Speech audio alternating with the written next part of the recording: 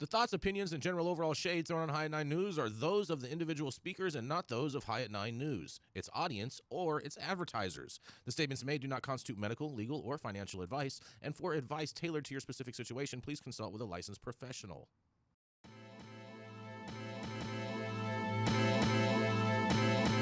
Welcome to the High at 9 News Hour, where you will hear from cannabis industry experts and professionals from around the country talk about important topics while shining light on global issues and discussing cannabis as it relates to politics, regulation and reform, data and technology, science, research and medicine, family and parenting, art, celebrities and entertainment, fitness, sports, mental health and wellness, and plant-based medicines and entheogenics. Together, we are building a stronger community, fighting the stigma and creating change. With your hosts, Jason Beck and Rico Lamitte, joined by special industry expert correspondents from around the country, and daily antics brought to you by Cannabis. Coming to you live every Monday through Friday at 9 a.m. Pacific Time and high noon on the East Coast. And thank you all for getting high at 9 with us.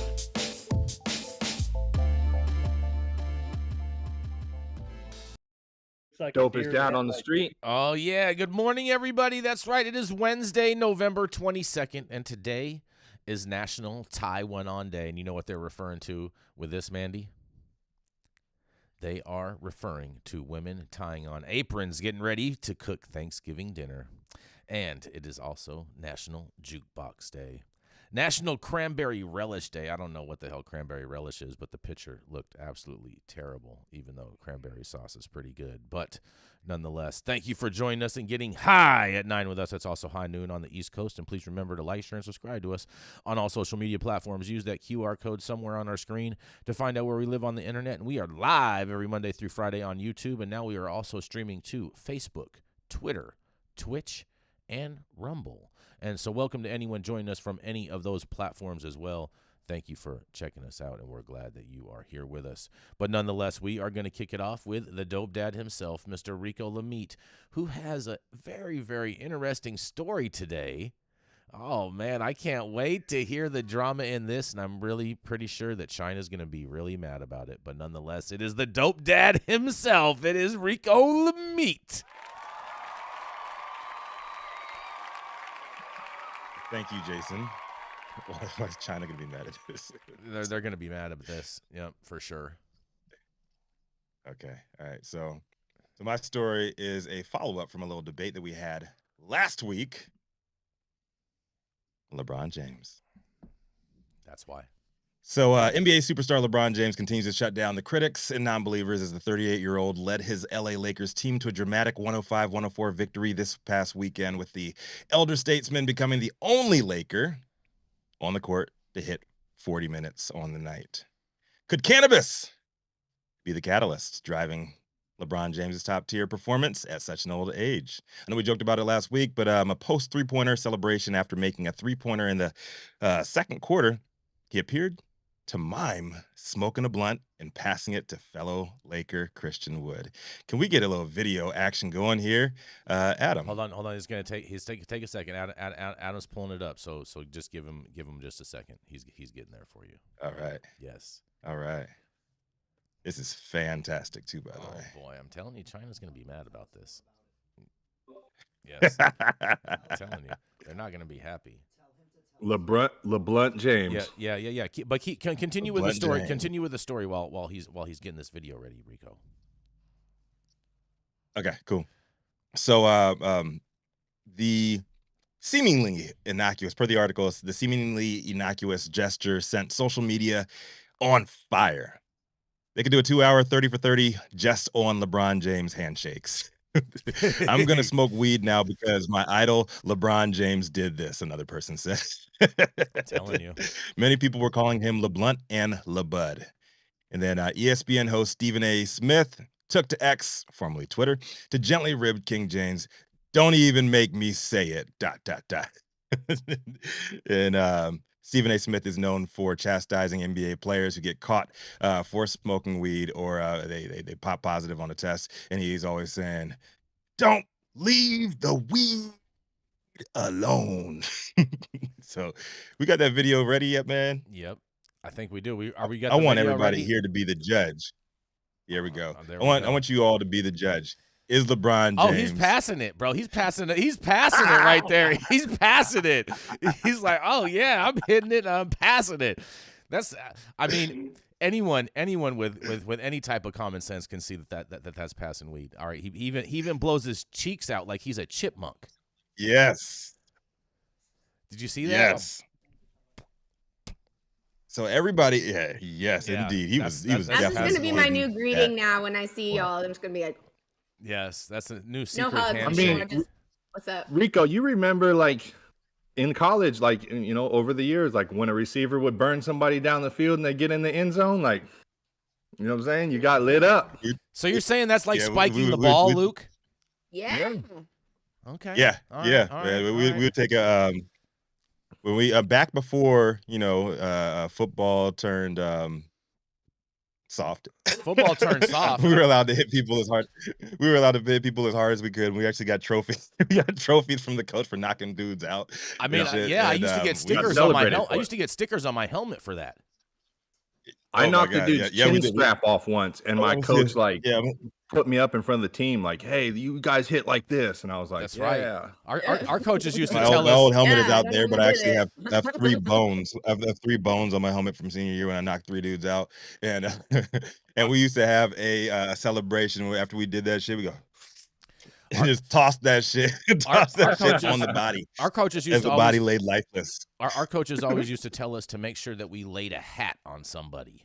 Yeah, lay some hat on somebody. Lay hat. Lay a hat. Yes, yes, indeed. It's like laying pipe, but it's not. It is a little different, but yeah, it's actually way different than laying pipe. It's actually way different. There's a different. Yes. Definitely different wardrobe. That's for sure. Different game, really. Totally different game. Finish in mind, in 2020, the NBA announced that they'd be disallowing league officials from randomly testing marijuana, but initially the plan was temporary. There's also a follow-up from last week. Earlier this year, the NBA definitively stopped penalizing players for marijuana use and ceased testing of the drug. So, cool. We have that wrapped up, and LeBron James is now... he's at least signaling out there that he wants you to pass him a blunt. So if you see LeBron out in public, I mean, in all fairness, he cannot get mad. In all fairness, he is in a Lakers jersey, and like LA is the capital in the world for smoking weed. I think yes, it is. Oh, hold on. The NBA smokes weed. Well, I mean, they are called ballers, Dale. I know. Back in my day, when dinosaurs were on, we weren't allowed to even have weed around us. I mean, we still did. Was that back? Celebrate like it is today. Was that back when basketball you still had the basket as a peach basket, Dale? Yeah, close. Okay. No 3-point lines, no clock, none of that shit. Yep, none of that. That soft shit. Will Chamberlain still put up 100 points. No pussy ass fouls, none of that, huh, Dale? Oh man, even when you're bleeding, it's like shut the fuck up and get out there and play. That's right. Toughen up. I will say this though, out of the big 3, the NBA definitely has been leading the charge on the acceptance of cannabis and the players and the league as a whole. And I really do applaud them on that. And I think more people should do that, because leagues like the NFL and the MLB should be following suit. Like, especially if it's for the pharmaceutical reason alone of not having these players go after these games where they're getting beat up and then having to just be on this slew of pharmaceuticals. If just alone for that you want to endorse, or not even endorse it, allow it. I think that should be something that's done. I have a reason as to why. I have a reason as to why that is. Okay. I have a tell us, oh wise one. Tell us, oh wise Jason. So I feel that in regards with urban culture, okay, basketball is the #1 sport, followed by the NFL. Urban culture. Is that coded for black culture? Nope. But of course, I knew you were going to put that kind of spin on it, just because you like to do those. What is it? Define urban culture, please. Urban culture, urban young, like hip hop youth culture, is more interested in basketball than football and then baseball. And due to the fact that the NFL only plays 1 game a week, as opposed to basketball where you could play a few games a week, So therefore, they have a much larger presence in the public space as being an NBA player, and that's why I think That's crazy talk. Now, all that would be true bullshit. if No, the that's not. presence was larger, and the NFL is way larger than the NBA. So your theory is kind of blown out. You didn't allow me to finish my theory. Okay, so my theory finishes on this, is that because basketball players are more in the public eye because they're on television more nights out of the week than NFL players, that's why the NFL is being more lenient on cannabis as opposed to the NFL. The NBA. The NBA. Yep, the NBA. No, Sorry, that's false. No, it's not. I don't know where you come up with that is false. Cracker Jack boxes, Jason. Jeez, come on. You guys are crazy. We're just gonna agree to disagree. Yeah, whatever. So, you guys can be wrong if you guys want. It's okay. So it was actually Major League Baseball that actually broke the ceiling here. They allowed players to hawk CBD products. I think it was like 3-4 years ago. And then they've been able to actually invest in cannabis companies. Cannabis openly confirm anything. Cannabis smoke hasn't changed chewing. Chewing's still the number one thing in baseball. Yeah, they still chew tobacco and all that stuff. But I didn't know that. I thought they had moved away from that. No, they didn't do that. No. And you can also look to Bo Wrigley. You know, Mr. Cresco himself is also Mr. Wrigley Field for the Chicago Cubs, the only place in Major League or in professional sports where you can buy CBD beverages in the stadium. I'm surprised Bo Wrigley hasn't came out with a Skittles chew for his baseball. Right. Did you say Skittles or did you say Skittles? I said Skittles. Yeah, I need to make sure what you said there. Since he owns the rights to Skittles, I figure he might as well come out with a Skittles chew, and then that way they could. He might as well come out with some infused gummies or some infused chewable. With some infused Skittles. Look, Dale is just in disgust. Like, Jesus Christ, these kids nowadays. Whatever happened to just smoking weed? That's right, Dale. I'm telling you, we have to get a plush, Uncle Dale plush toy where we can pull the string in the back, and he just has the Dale as back in my day. We used to smoke weed. Whatever. It's got to be a rope. Pissing up a rope. Yeah, no, it's got to be a rope, and he's got to say, "Don't piss on my rope." I'll take you to the woodshed, boy. Exactly. I will. Yep. I'll whoop your ass, buddy. That's right. Oh, yes. Man. Oh. I raised 3 sons. Those motherfuckers drove me crazy. Yes, put that on there. Uncle Dale, man. Exactly. Uncle Dale. That's right. Oh, man. And on that, we're going to keep this train moving. We're going to roll right into a commercial, and we're going to be right back. How's it going, guys? Saman Razani coming to you from Green Street here with Jason Beck, smoking on the best weed in the world. Did you know that we have an audio-only version of our podcast available on Apple, Google, Amazon, iHeartRadio, and Spotify? Tune in now and check it out. It's insane. Yes, it is. Give him a licensing deal. That's insane. All right, coming up is the High at 9 head honcho, known for smoking the best weed in the world, but also perusing these streets, looking for boof and looking to call out Canadians for smoking and selling said boof. Coming to the stage, you know who it is, Jason. Oh, yes. Good morning, Rico. Hope everyone is having an amazing day. No applause? You get no applause, man. It's all right. No love. It's okay. It's all right. People got better things to do, apparently, but whatever. It's all right. Nonetheless, you guys, I'll tell you what is going on. There's a lot of scammers going on because it's the holiday season coming up. And, of course, we want to wish everyone a happy Thanksgiving. Multi-state marijuana MSO MaryMed loses $646,000 in a sophisticated email fraud, you guys. That's right. Multi-state marijuana operator MaryMed mistakenly transferred hundreds of thousands of dollars to a fraudulent recipient after receiving a forged email, according to the company's latest quarterly filing with U.S. securities regulators. The fraud revelation comes shortly after the Massachusetts-based MSO chief financial officer resigned without explanation, although it is unclear whether the two events are linked. MariMed, which operates in 5 states, confirmed with MJBizDaily that it lost some totaled $646,000. In a quote, "We have nothing further to share on that. Our expectation is that we will recover lost funds either from the bank or through our cybersecurity insurance policy," MariMed Chief Communications Officer Howard Stater said in an emailed statement to MJBizDaily. In a quote, "This was a very sophisticated global fraud that we believe took months of planning, and we have been working with the FBI and local police during their investigations," he continued. He also says, "This should serve as a cautionary tale to any company, including those like MariMed, that operate at the highest standard of financial discipline and governance." The transfer was related to a term loan payment, according to MariMed's 10Qs form for the quarter ending in September 30th.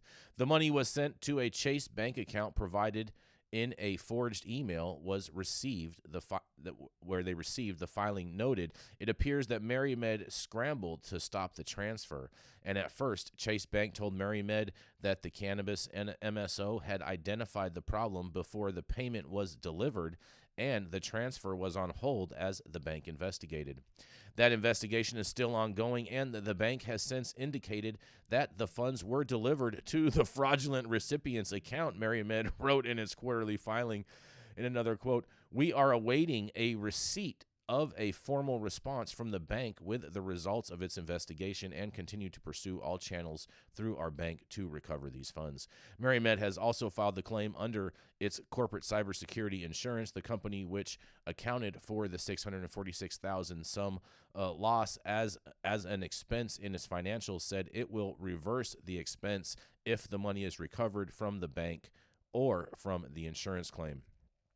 In an additional quote, "We have implemented additional safeguards to protect ourselves from future fraudulent activity," MariMed's filing said.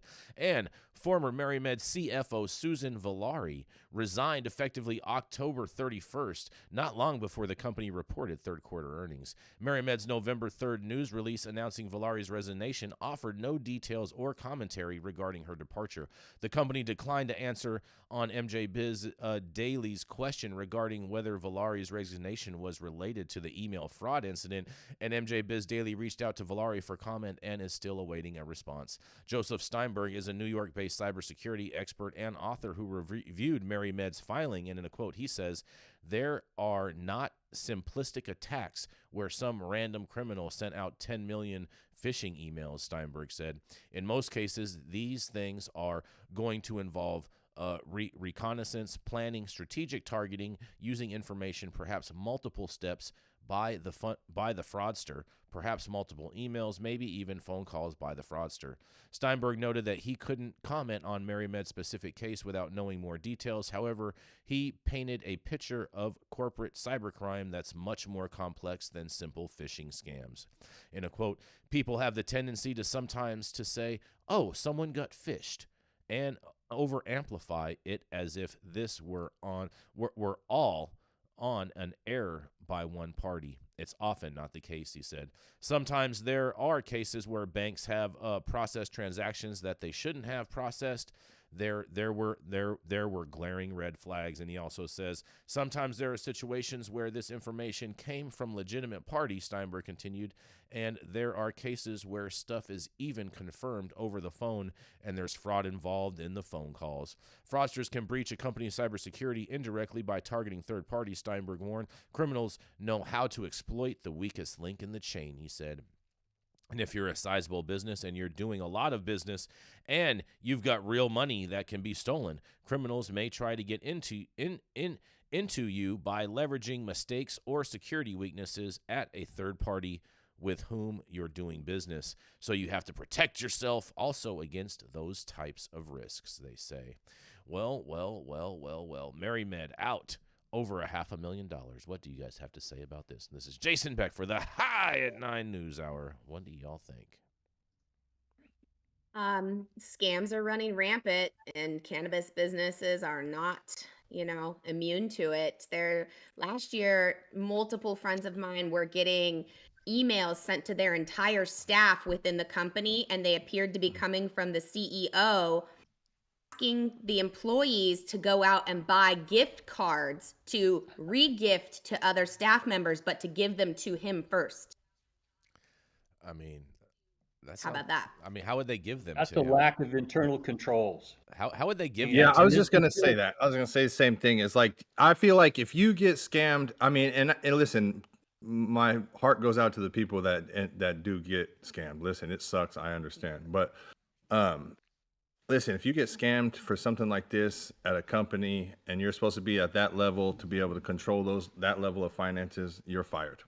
Yeah, I and what agree. about all the little old ladies that Straight get their up. money taken from them and no one does anything about it? Like, this is a corporation. What if right? this lady This was the CFO and she was the one that orchestrated all this and she was the one that ran off with the bag? Maybe. Maybe Yeah. I mean, that Maybe. definitely Don't sounds be- like a movie. plausible. Yep.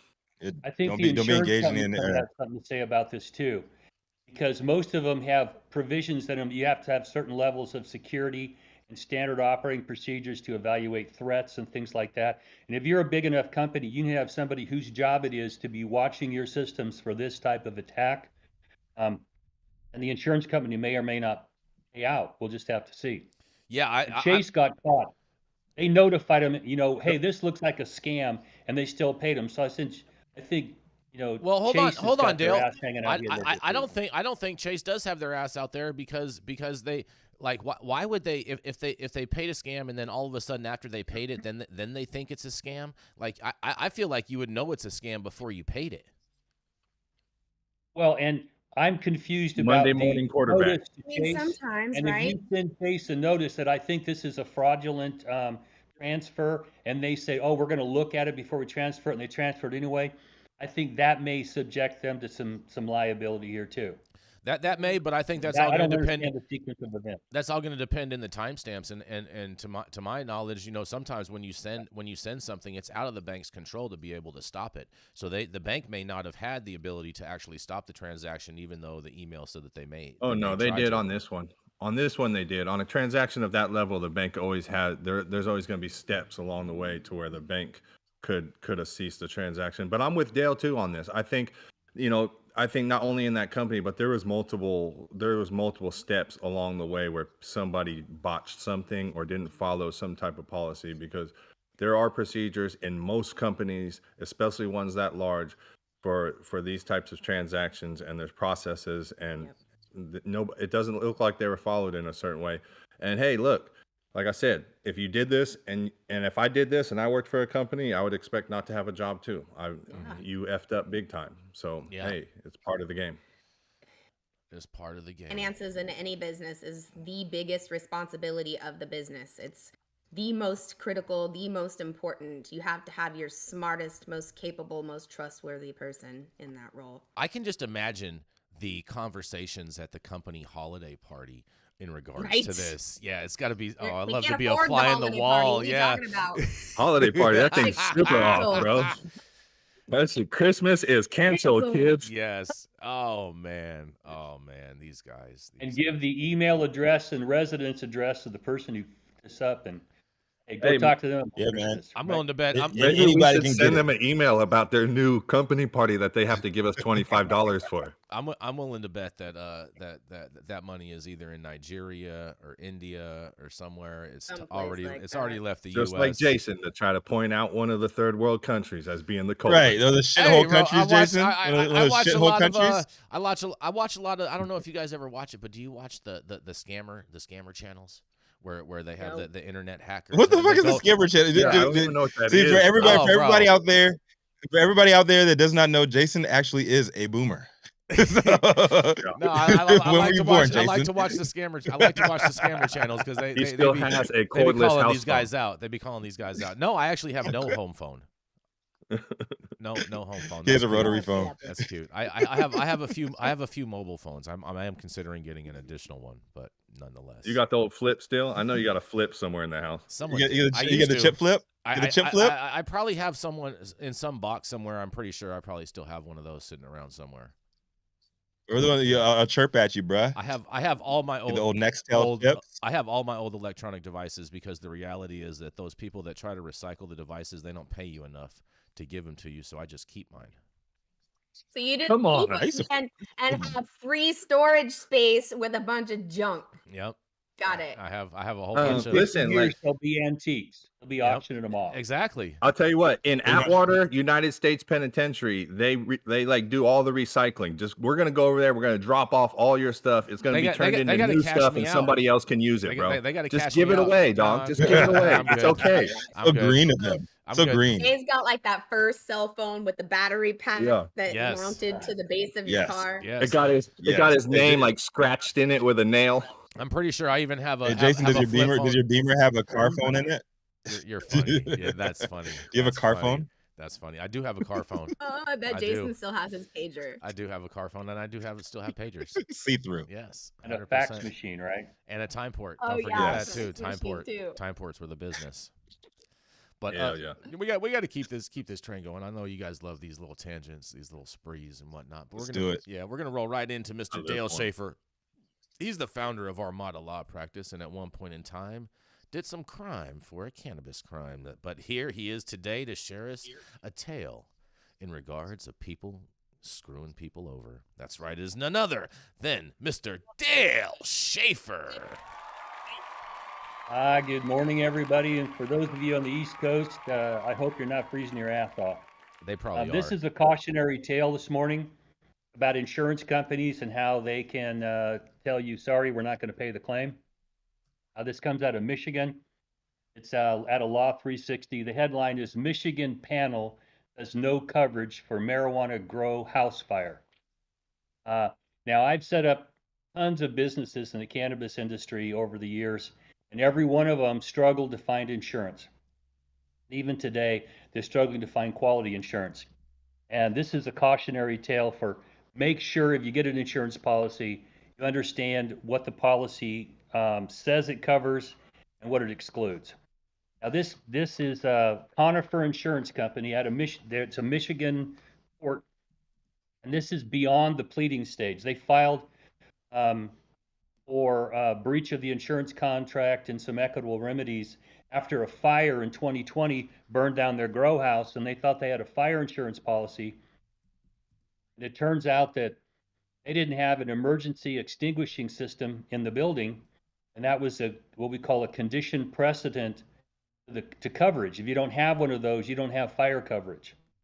And it also turns out that the insurance company sent inspectors in several times to take a look around, and they renewed the policy from 2017 to 2020 when the fire occurred. And so when they had a fire and they made the claim, they went in and did an inspection, and there was no emergency extinguishing system in the building. Now, I've had these problems many times here in California, where the only kind of business you could rent, only building you get is old as dirt. They may have a couple of pipes hanging from the ceiling, but they're not really a water sprinkling system. So it becomes an issue and a problem. And I don't know who actually owned the building. The name of the plaintiff is 23771 Blackstone, which sounds like it's the street it was on. Okay, so I don't know who owns the building, but the fire policy was not strictly a fire policy. It was a policy that included fire coverage.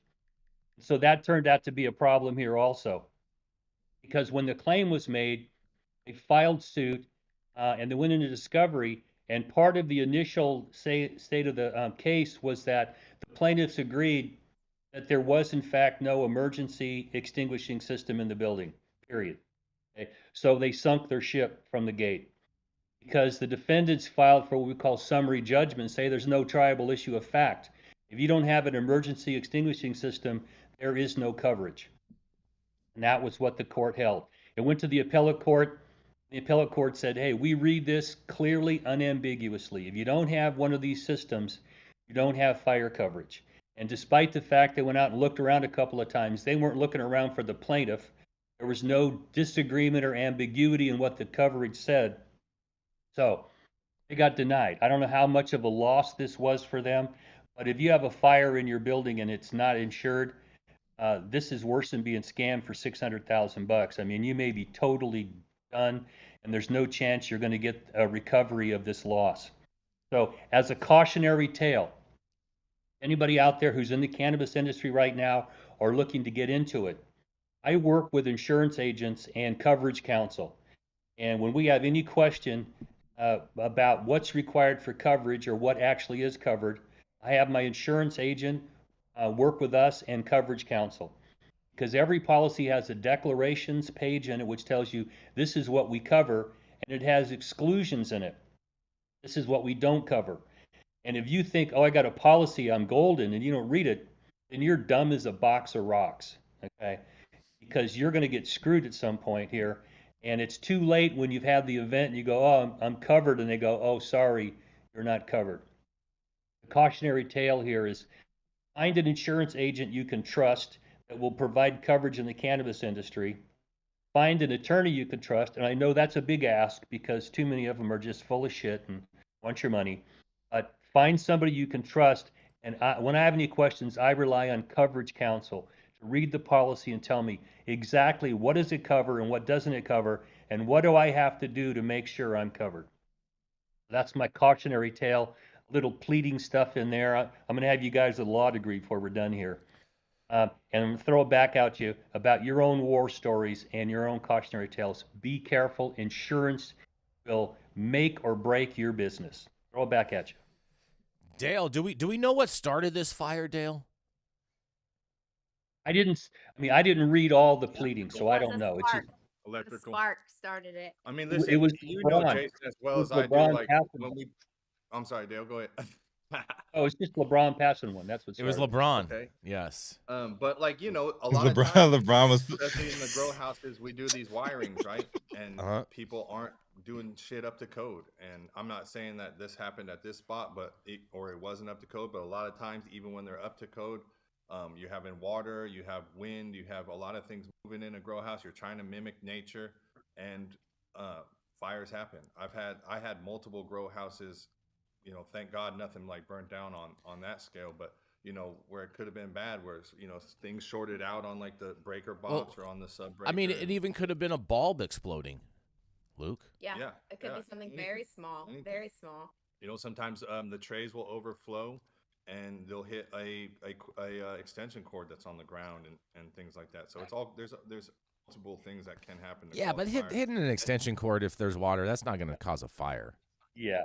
You're not going to get coverage if you've got an extension cord that causes a fire either. I'm sure that's going to be excluded from the policy. Definitely. Listen, I bring in contractors and make sure that we have everything copacetic, policies and procedures, who's responsible stuff, and it can still happen. Mm-hmm. Okay, but you want to make sure you don't have, you know, I've had greenhouses where I had extension cords. Okay, trust me, I know it happens. you know that about way. extension When cords, I walk huh? into a client's greenhouse or in their grow facility, and I see extension cords in the ground. It's like, holy shit!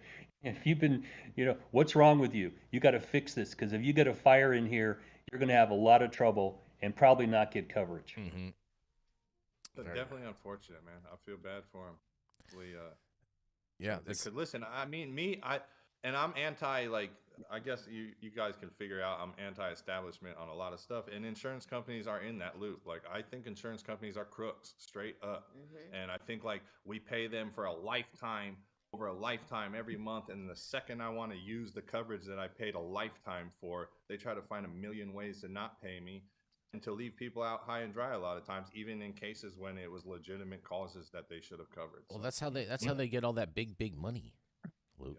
Yeah, that's the reason why every big city, the biggest buildings are insurance buildings. Mm-hmm. Exactly. Hey, I was an Insurance insurance companies. defense attorney for decades. I understand how it works. Okay, and my job was to find ways to get them out of having to pay money. Mm-hmm. It's just that simple. And I was pretty good at it, and they liked me. Okay, but I also understand that when I pay a policy, I want the goddamn policy to pay out if I have a loss. Okay, so again, a cautionary tale: if you're in the business or you're going in the business, you need to find an insurance agent and an attorney to review your policies to make sure you are covered. And what do you have to do to maintain coverage? This is important because these people may lose their business because this is an uninsured loss. Businesses cannot run without insurance. As much as we all hate those insurance companies, if you don't have insurance, you can't run a successful business in any industry. I mean, it's the That's rule. facts. They make you have to get it. You don't have a choice. You have to have it. Yeah. Well, in many cases they do. And I mean, I just did a lease the other day, and it had a list of insurance coverage we had to have. I called up the agent, and he sent the policies over to me to make sure we review them, make sure they cover what's in the lease for your possessory interest, loss of business, personal property, all that kind of stuff, comprehensive general liability, all that stuff. What does it cover? What doesn't it? And I'm not even that good at it, okay? So if you're going to be in this industry, I'm telling you, you need to find someone who can look at your policies and make sure you're covered. Or bend over and lube up, because you're going to lose your business. You are gonna. We need to lose. make sure that's on the pull Like a string rock. ball. Bend over and lube Bend up like a over and rock. pull up is Yeah. on the pull string. And when you hear the Exactly. zipper come down, brace yourself.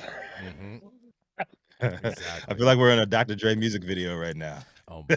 And on that, we're gonna go to a commercial. Andrew We're gonna be Dice right Clay, back. man, one of my heroes. Andrew Dice Clay, Sam Kinison. I'm on I the get no cutting edge. respect. Oh yeah, we're gonna go to a commercial on that. We're gonna be right back. The Control Tower from Highly Educated has perfected the dab. Utilizing the concept of thin film evaporation, you can waste none of it and taste all of it. The micro texture of the SE pillar increases nucleation at elevated temperatures. And with the tower propelling at 2,600 RPMs, it's certainly the most efficient dab experience to date. The Control Tower from Highly Educated.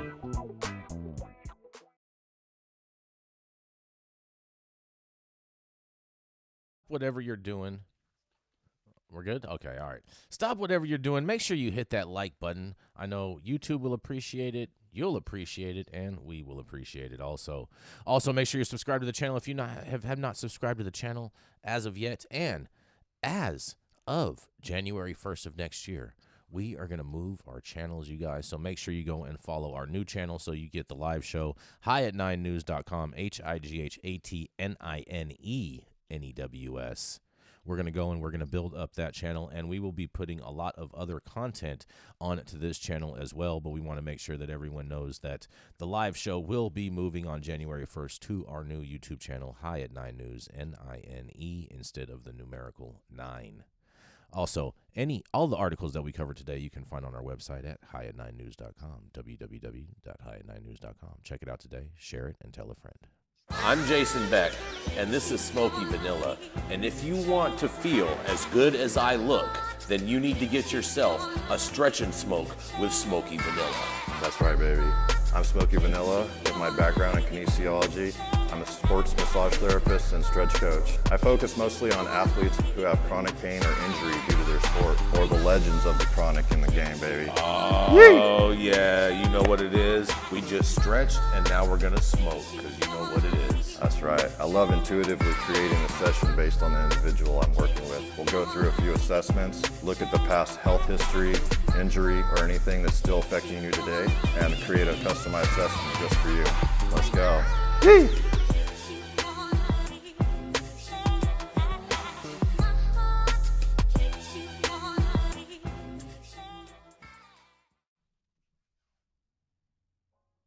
The woman, also known as Carmen Sacramento, is a well-known industry expert and the head honcho of the Women's Canna Awards. And here, breaking us off with a little Wednesday hump day heat. Y'all know who it is, Mandy Tingler. Good morning, everybody. I hope you're having a great week so far. One more day until you get to stuff your face. So starve today, eat tomorrow. I also want to give a lovely shout out to my sweetheart here. Yesterday marked 15 years that he was sentenced to 22 years for a nonviolent cannabis crime. So I just want to give him a shout out. That's a long time. Do we have a So sound glad effect? that down Somber there? anniversary. Yeah, Yeah, definitely. There we somber go. anniversary, but nonetheless, happy that he's home with us. Yes. So my article today is going to talk to you guys a little bit about sleep gummies. We've all heard that cannabis is used for sleep more than anything. It's definitely very effective for that. And many individuals who aren't even comfortable going to the dispensaries to buy the right products for sleep are utilizing CBD hemp-based products.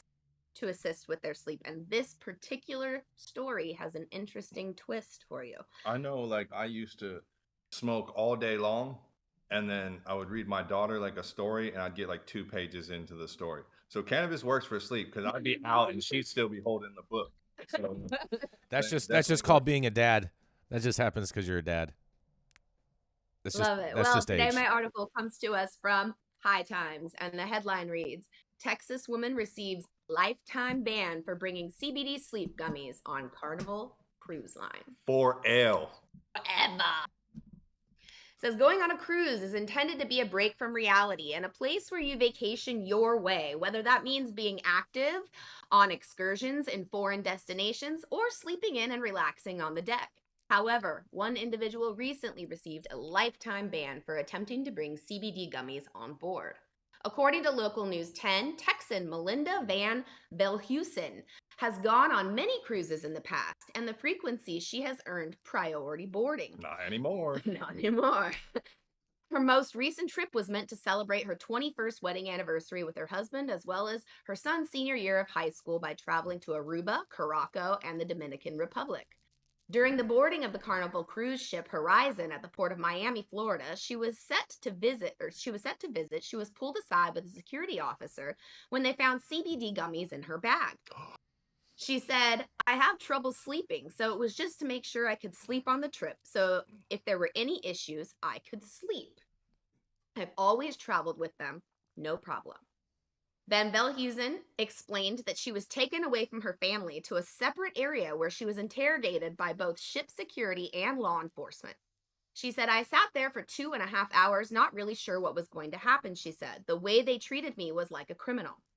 At first, she thought it was a mistake, something often prohibited on the ship when boarding. I thought it was one of those situations where you're like, oh, shoot, I left a bottle of water in my backpack. You got to throw it away kind of thing. She says it happens all the time at TSA. CBD has been legal in the U.S. since 2018. The 2018 Farm Bill was passed and has been sold in any state as long as it contained less than 0.3% of THC. The problem with the cruise line, in fact, with all major cruise lines, is that they do not permit CBD on board due to federal restrictions. According to Van Belhusen, even the captain questioned her during the incident. The captain asked me several times if I had a marijuana card or if I had a diagnosis, if I needed it, she said. I said, it's CBD. That doesn't exist. It's just not a thing. She and her family did not continue their vacation and were sent a letter from Carnival on August 5th stating that she was banned from ever cruising with the Carnival cruise line in the future.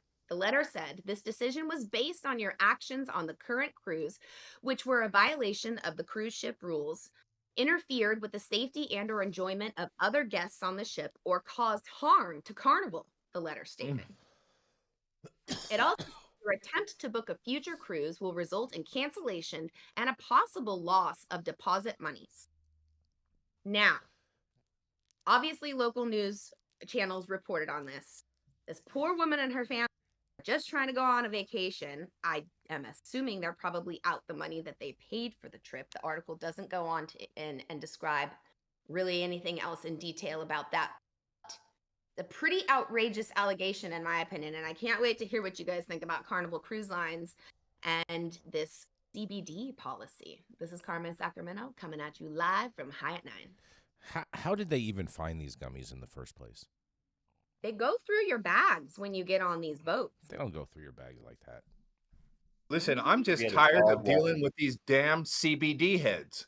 You got these CBD heads running all over these cruise ships, just ruining my time, and I'm sick of it. I'm sick of it. Trip's ruined. They do this CBD thing with these gummies. They get crazy. They run around screaming CBD all over the place. What the hell's Oh, wrong man. with these people? I'm glad they Spiking got people's banned. Drinks with CBD. Crazy, I- out of control. I don't understand how they got caught. I don't know. I think I'm willing to bet I- you that they probably offered one of these to some crew member or to a chef or something like that, and then Yeah, they that's what and then they're people do. obligated. They're obligated to keep their job, and so they snitched on them, and then that's how they found it.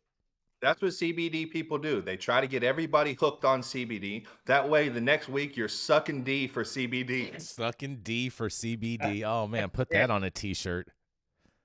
Flat Wow. backing for some CBD. Yeah. I think a dog got him, Jason. I'm not Crazy. buying that. I'm not buying that because I don't believe that CBD has an odor. I'm not No, buying listen, that. they go through your stuff pretty good. They do. I've been on plenty of my aunt cruises. that just went on a cruise. I've been on She plenty had a of pen. cruises. She had a vape pen. I've been on plenty of And they cruises, and found they don't search your stuff like that. I'm not buying that. I mean, I don't know if they searched it or what, but I know she had a vape pen, and they somehow found the pen. But they didn't trip; they just took it from her. Yeah, they usually just confiscate it, and especially like if it's in a state that's legal. So like if you're leaving out of a port in San Diego or something like that, they're usually pretty cool. Florida. From my understanding, they do now go through your stuff pretty strictly or pretty thoroughly, and cannabis is illegal in international waters. Yeah. Stop trying to smuggle CBD. I mean, what if you had it? Damn What if you had it in your actual pocket?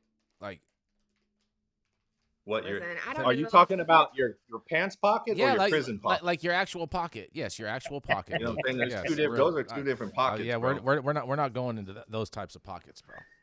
No pocket checks like that, buddy. Well, and women have an extra pocket.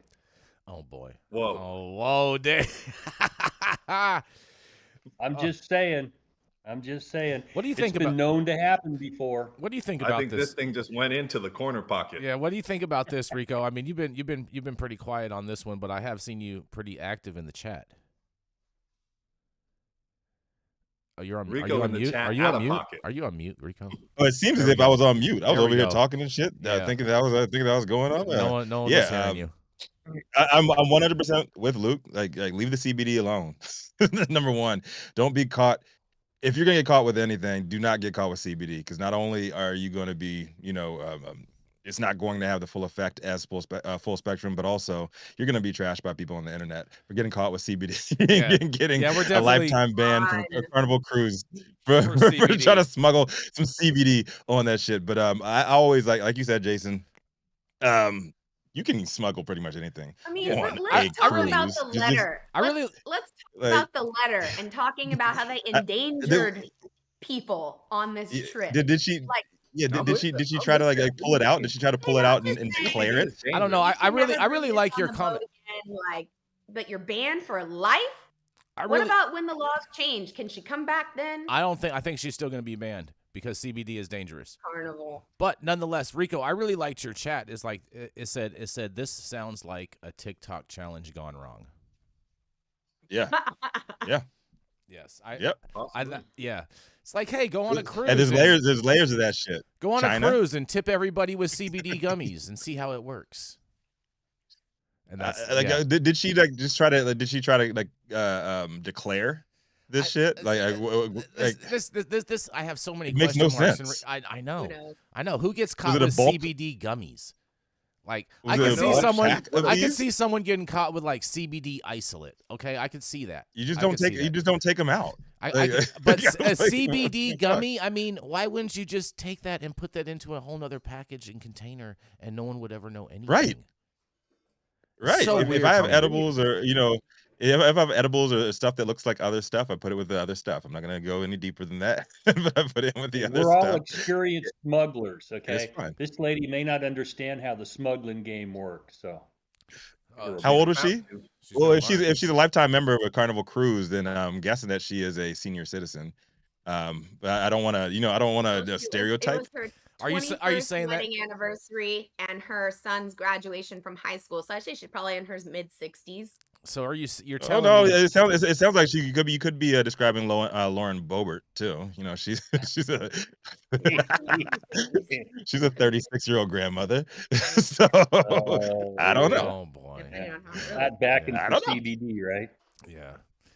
You guys you guys are And silly. listen, everybody here knows too. This is really the thing. Is like there's people that are lacing CBD with fentanyl nowadays. You know what I'm saying? And you just don't Yep. know. You know don't what know I'm saying? that Like it's fentanyl CBD. fentanyl CBD. Oh, It could God. ruin the Stop whole it! boat Stop! ride. Stop the propaganda! It sounds like all of a sudden Whoa, this whoa, show whoa, is whoa, sponsored she's by from Project Texas. She is Sam. from Texas. Well, she is from Texas, right? She is from Texas. Did they show? Yeah, so she's probably has low it, tolerance. No, I heard about Yeah, there's fentanyl CBD gangs. They're ran by wild horses, and they deliver CBD right to your doorstep, Oh, force boy. you to have it. Oh boy, Hung on you and That's Well, in the Lola cartel. Yeah. what I'm getting at is because she's in Texas, she might have got the shit from a gas station, and it could have Yeah, been for real. it could have been laced with some stuff that she doesn't know was in it. Hey, let everybody Oh. know, don't go on Carnival if you like weed, because they're going to take your seat. Boycott Carnival. Any cruise line. I don't know why we're just sticking to Carnival. It's all the major cruise lines have this exact same policy. So this is Carnival just happens to be in the news and getting some free publicity about it. No, I heard Viking Cruise Line, like anything goes. I heard you could just pillage and You go up just the pillage. coast. And what else? Luke? That's when it was in the old country, Luke, but not anymore. Oh. Just chop bodies up. Yeah. They stopped doing that now. Yes, they stopped doing Thank that. you, prison talk. They stopped Back, that. it's gonna happen again. The vegan How lobby would that came company in. think- even make money anymore if they don't do that anymore? I think this is a great cause for all the CBD lovers out there, all you CBD heads, all you CBD smokers out there to rally around this woman and make sure boycott Carnival Cruise. And So with Carnival. And on- CBD Unite. And on that, we're gonna move right on to Mr. Luke Scormazzo, who at one point in time was a felon and he didn't do no telling. That's right. It is none other than your favorite cannabis outlaw correspondent, Mr. Luke Scormazzo. Hey. Good morning, everybody. It's a lovely day up here in NorCal. And yes, I'm bringing you that outlaw news again that you love to listen to. And this one's cool because this one is coming to you from one of our new members of the crew, Ohio. Welcome to the club, Ohio, and welcome to the headaches. This one starts with one lawmaker wary of some proposed issue 2 tweaks. We need people who are involved. The Statehouse News by Sarah Dawlinson. Ohio state leaders have said that they should be able to find common ground on modifications to issue 2, which legalizes adult recreational marijuana. One lawmaker is wary of some of the potential changes being proposed. Rep. Juanita Brent says she believes that Ohioans already within the marijuana industry, or those who want to be, including residents once incarcerated for cannabis-related crimes, should be included in the conversations the legislature is having as it considers tweaks to the initiated statute. What an idea. Wow, that's revolutionary. Stakeholder being involved? Oh, weird. Okay, we might be onto something. They'll screw it up. Let's go here. Let's go further. If you've been criminalized by cannabis, the best thing you can do is come back into the field, she said. Unless you're on probation, maybe, and could be threatened maybe with another very long prison sentence, but Just saying. I hear what you're saying. One of her priorities, she said, is seeing that the legislator outlines a more defined pathway to recreational marijuana jobs, including through the social equity program in issue 2 that would benefit Ohioans who are deemed socially and economically disadvantaged. Under the current language, 72% of the tax revenue coming from the state's eventual cannabis program will be divided equally between the social equity program and jobs program fund and the fund for the communities with dispensaries. Another quarter will go to the addiction treatment. Of course, they always got their hand in the pocket of everything. Forced rehabilitation and all that, but nonsense. And 3% of the administration costs, according to the statute. But those distribution levels could change before the initiated statute takes effect. Both House and Senate legislative leaders have indicated modifying the tax involved is on the table. Ohioans have to remember that people who are trying to be the loudest at the state house are the people who are anti-cannabis, Brent said. We cannot have anti-cannabis people leading on what is going to happen with cannabis.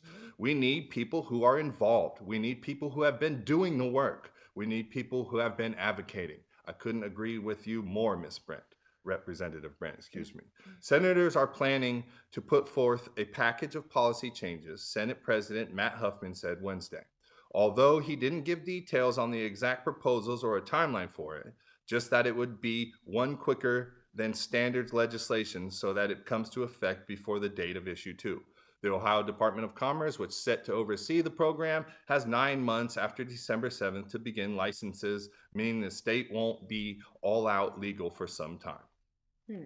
So this is a really good thing. I think I really support Juanita Brent in what she's trying to do here. I think I know it sounds like a no-brainer to a lot of people to have stakeholders that are being affected in the decisions you're making actually give input on the legislation and the policy process.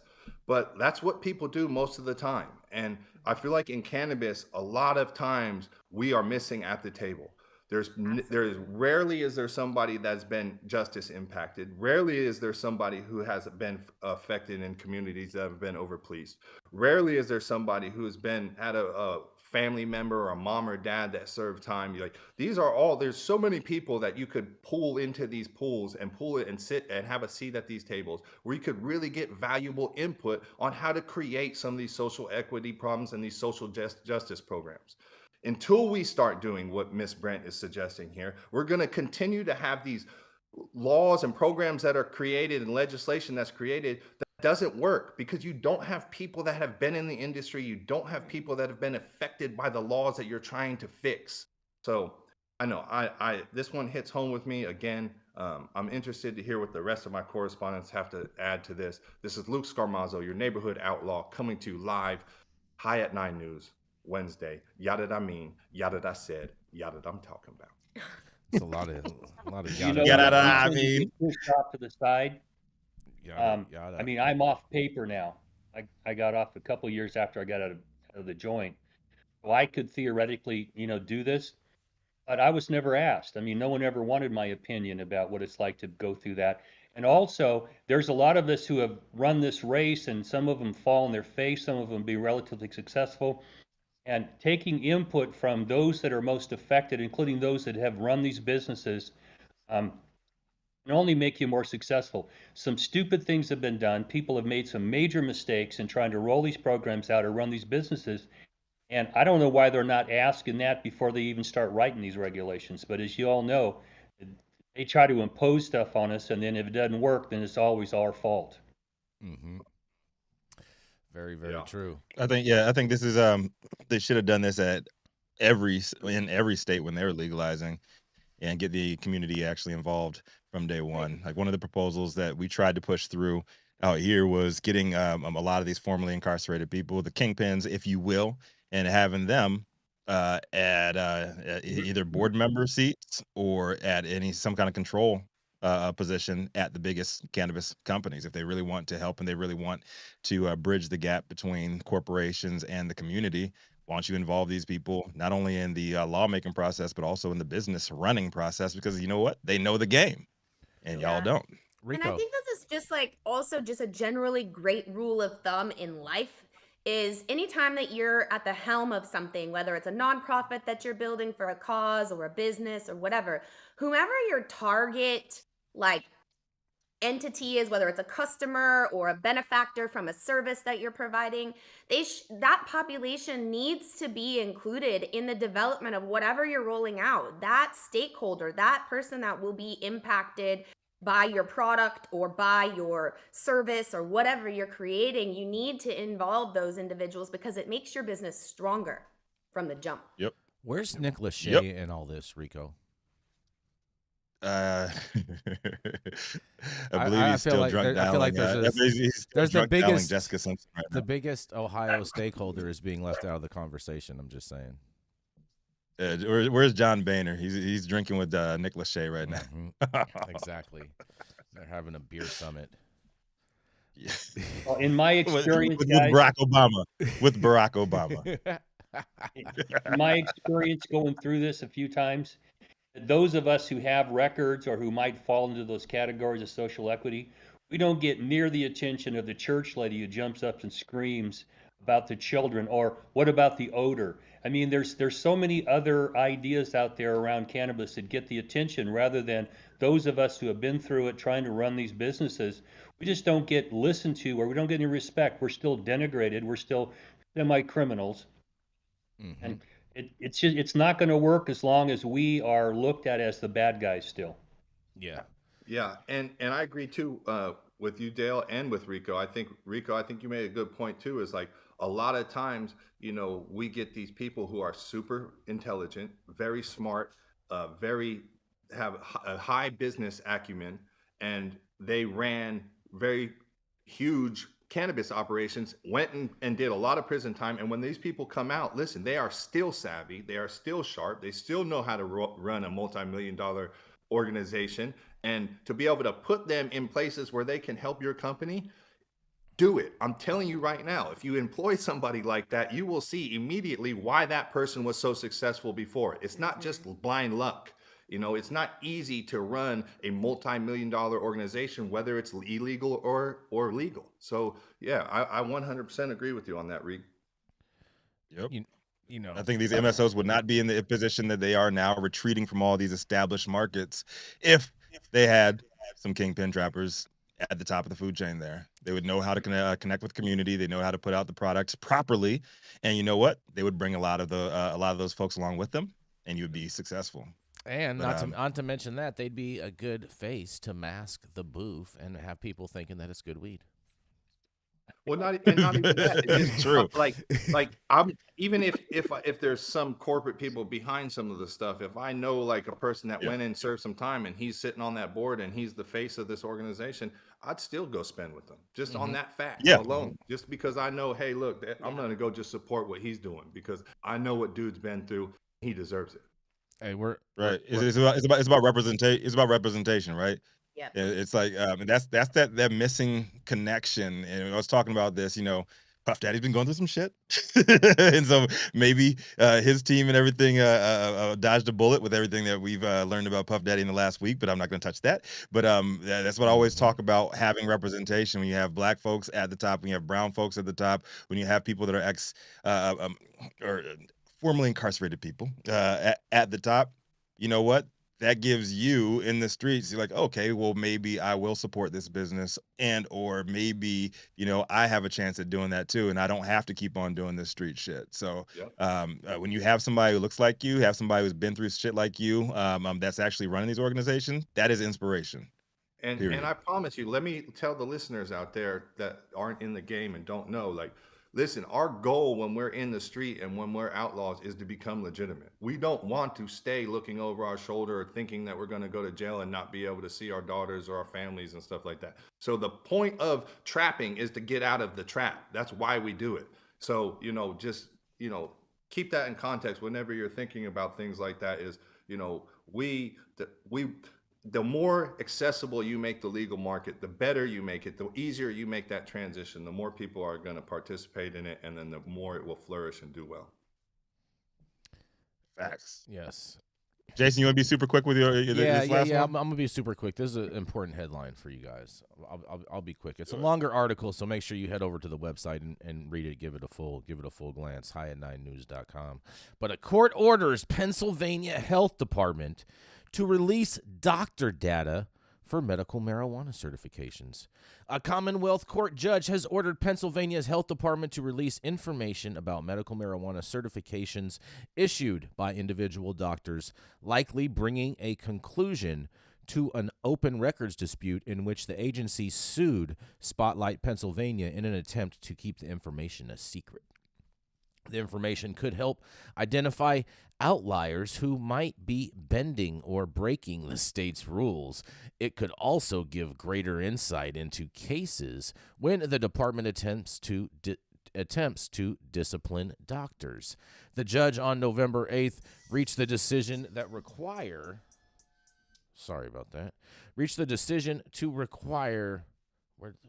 the health department to release the data after the department and Spotlight PA participated in a court mediation program. The latest action follows a 2022 court decision ordering a health department's release aggregate data showing the reasons why hundreds of thousands of patients qualify for the state's medical marijuana program. In a quote, "We are pleased with the outcome of this case," said Paula Cudson-Burke, an attorney for the Reporters Committee for Freedom of the Press, who represented Spotlight PA in the doctor's data case.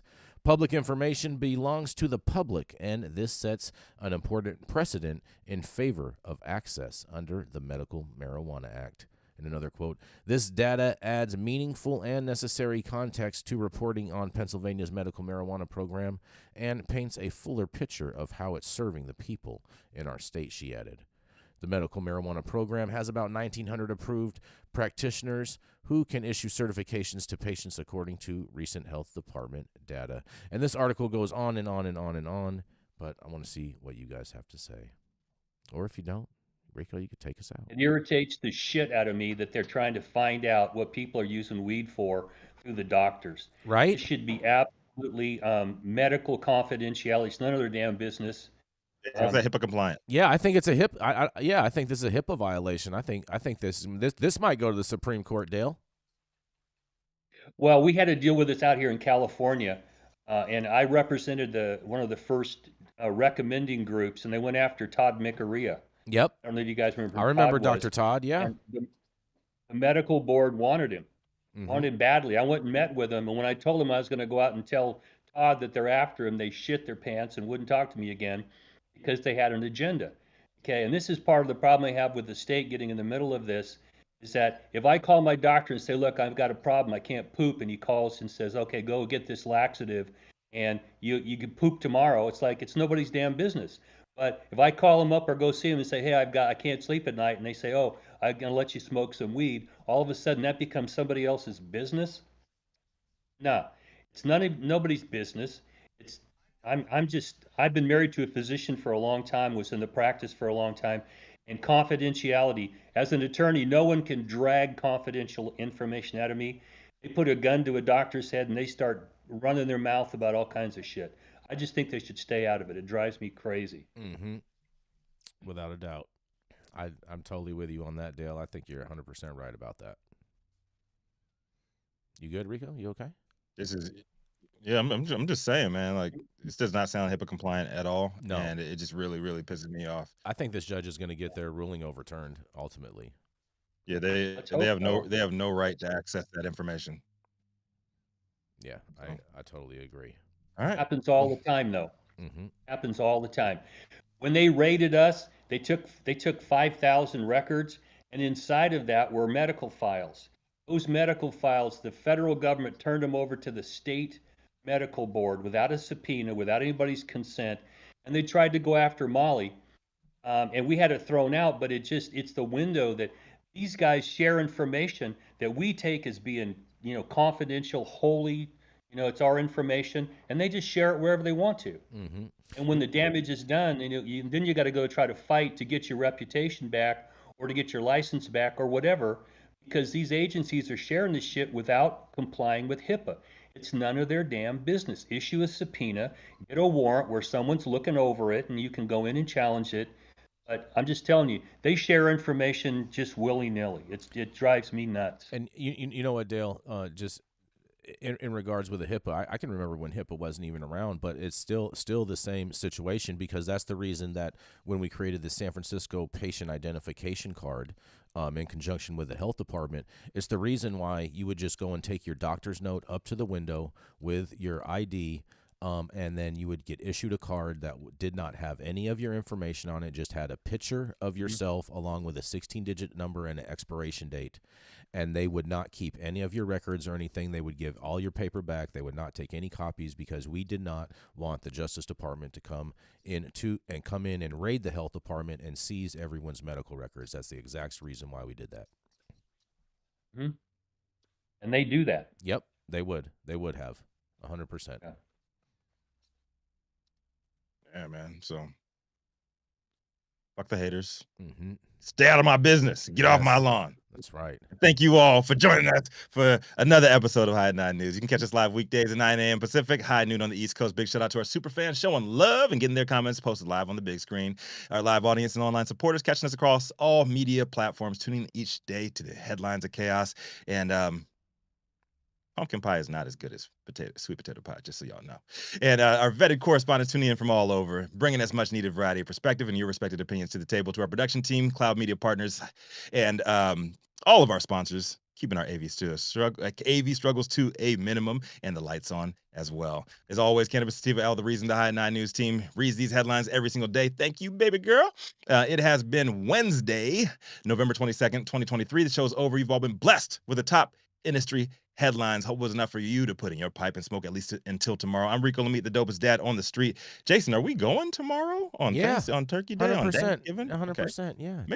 We're going to have a Thanksgiving episode. You know what I'm saying?